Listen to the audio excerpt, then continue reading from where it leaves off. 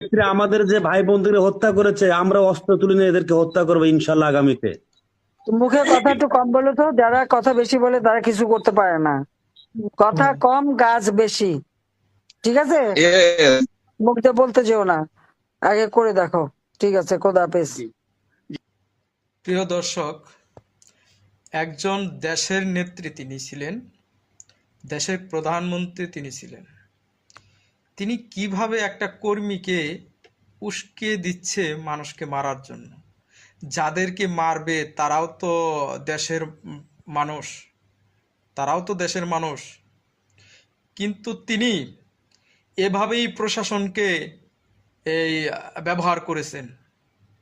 ওই একটু খুশামতি বেশি করতে গিয়ে যেই প্রশাসনের লোকগুলো ছিল তার আন্ডারে,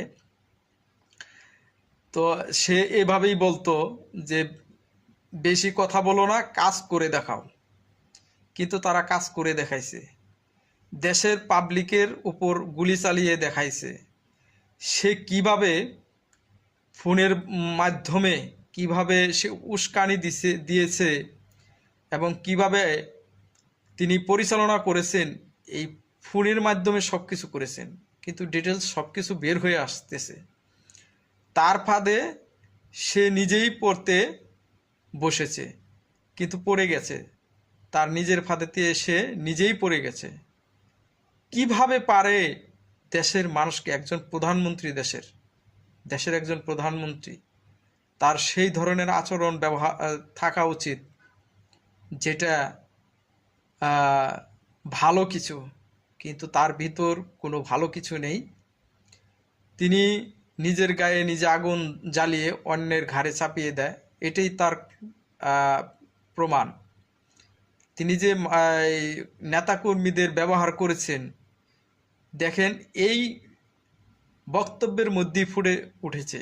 তিনি অন্য কিছু বলতে পারতেন এই কর্মীকে, যে না, যেহেতু একটা ঘটনা ঘটে গেছে, তোমরা একটু চুপ থাকো, তোমরা একটু ধৈর্য ধরে থাকো।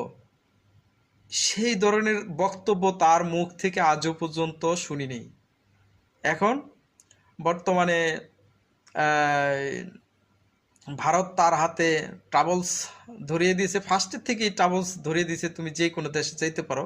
কিন্তু তিনি দুবাইয়ে ঢোকার জন্য চেষ্টা চালিয়েছেন, বিভিন্ন রাষ্ট্রে ঢোকার চেষ্টা করেছেন, কিন্তু কোনো রাষ্ট্র তাকে ঠাঁই দেয়নি। তিনি পাবেনও না ঠাঁই। ভালো থাকবেন, সুস্থ থাকবেন, ভিডিওটি শেয়ার করবেন।